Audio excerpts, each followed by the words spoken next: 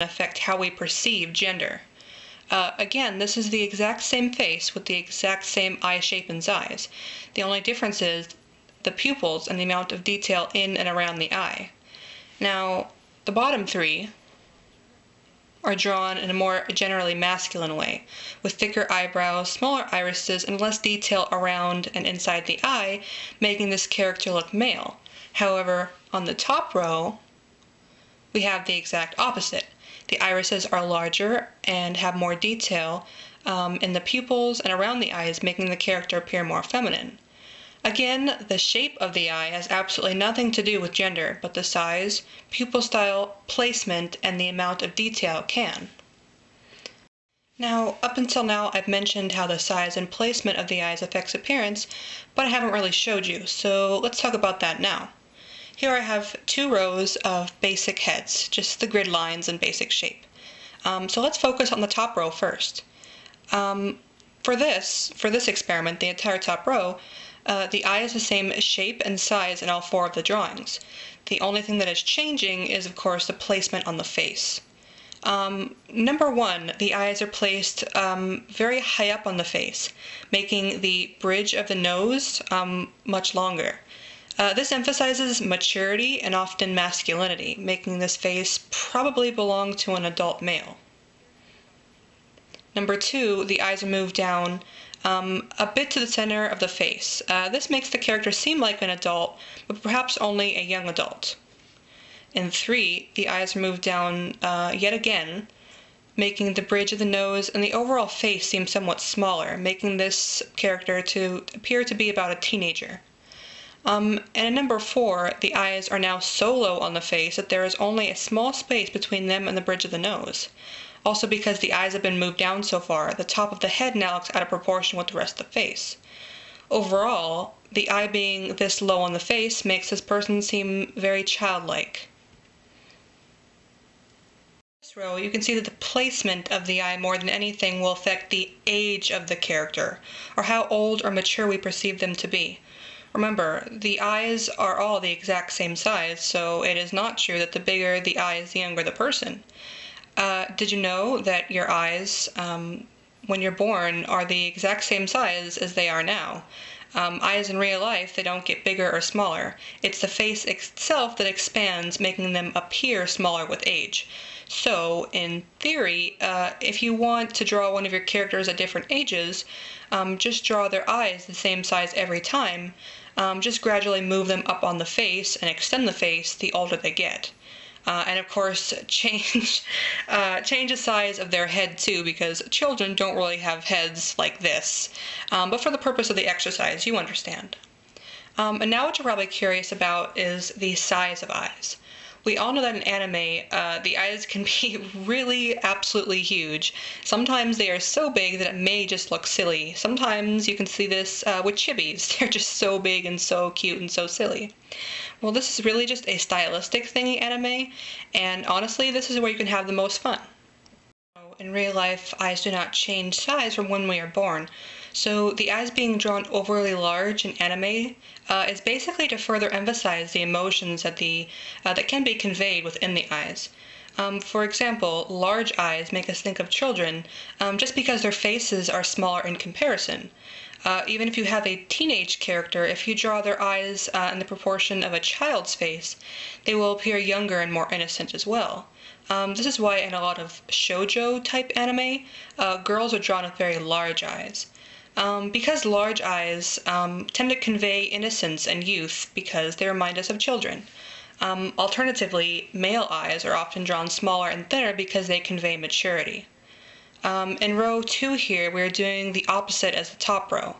And we're not moving the placement of the eyes, only their size in proportion to the face. Number 5 over here is a bit more realistic than the others. The eyes are about the size they would be in real life. Number 6, we make the eyes a little bit bigger, making them a bit more the size of what is commonly seen for males in anime. Number 7, the eyes are bigger yet again, beginning to make this face seem a bit more childlike. And in number 8, the eyes are drawn very large, again, making this face seem very childlike. However, though, if you notice, the character still appears at the same age range of a teenager. And this is because the head itself and the other features were not extended or made smaller. So the character itself looks to be about the same age in all four. And this is really what I mean by having fun. It's kind of really up to you how big or small you would like the eyes to be in proportion to the face. So long as the rest of the face is drawn age appropriate or gender appropriate, in theory you can make the eyes as big or as small as you'd like. Again, bigger eyes are often synonymous with children and females, but like I've said before, these are all just basic guidelines. So you should try experimenting with different eye sizes on your characters, just as you would with their shape and pupil styles. So you can find, unique combinations that will really make your characters definitive. Well, guys, I hope this has been an informative video for you about anime eyes. I really wanted to make this, again, because I feel like this is just very basic stuff, and it's strangely hard to find information on, especially when you're first starting out. So hopefully this will really help out those who are just starting out drawing anime, or maybe even people who have been drawing anime for a long time and have, hopefully learned something new. I don't know. And of course, don't worry, I will be making step-by-step how to draw eye videos in the future, but I just wanted to do this first so everything that I say in those videos will make a lot more sense. Now, in case you've forgotten and needed a reminder, I'll do a quick recap about all the things that I talked about in the video. So the first thing, of course, play around with eye shape. First thing I talked about. And remember that the shape of the eyes has absolutely nothing to do with gender. And that you can combine basic shapes to create new shapes and create different styles and whatever of eyes for you to use. Number two, experiment with pupil styles. Pupils can affect the emotional appearance of the character, so definitely give some thought into that, what type of style you would like. And of course, use different styles for different characters so they don't all end up looking the same. Number three, common gender traits of eyes. Females, of course, tend to have bigger pupils, more detail around the eyes, inside of them too, and thinner eyebrows. Males, of course, have smaller pupils, less detail in and around the eyes, and thicker eyebrows. Of course, remember that these are just guidelines and are not universally exclusive, meaning that, you don't have to stick with these guidelines for males and or females. Of course, you can choose whatever you would like for your characters, and that is perfectly a-okay, and I definitely encourage that.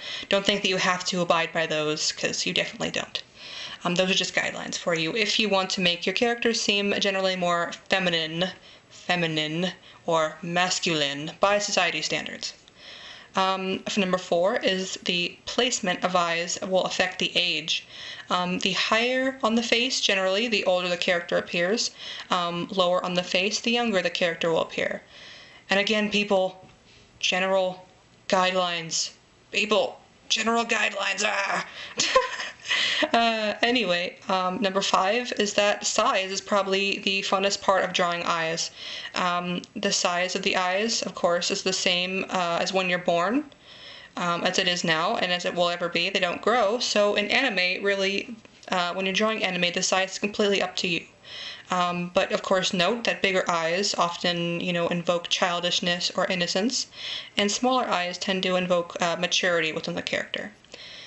And of course, the last thing I want to say is that have fun and experiment with all of these things, and definitely try to avoid the same face syndrome. It's, like I said, it's a big problem in anime that a lot of times characters tend to have the exact same eyes, with the exact same shape, with the exact same pupil styles, and so the faces can tend to look very similar. And as beautiful as anime is, and as beautiful as the faces are, we don't want them to all look the same, because it will make our characters not stand out. And when you draw anime, you really want your characters to mean something. You want them to stick with you for a long time. You want people to remember them, and you want to be different, of course. You don't want to be just like every other anime artist. So make sure that you're using these little tricks about eyes to avoid the same face syndrome. So yeah, I hope this has helped you. I hope that you've learned a little bit about the basics of anime eyes. I tried a little different style of doing a tutorial this time, so hopefully I didn't say nearly as much. I've been trying to work on that. It's kind of hard, but hopefully I've been doing it a bit better. So yeah, I hope this has helped you learn a bit more about the basics of anime eyes. And I'll definitely do some how-to draw tutorials, step-by-step how-to draw eye tutorials in the future. But I really feel like this is something that I definitely need to get out of the way first, because I really wanted to explain to people a lot of things about eyes that is sometimes hard to find, especially when you're first starting out. So hopefully that will give you a lot more insight about anime eyes before you start drawing them. So thank you for watching. Bye! Bye! Ah. Oh, so kawaii desu! Oh! Oh god, what am I doing? Oh god, make it stop.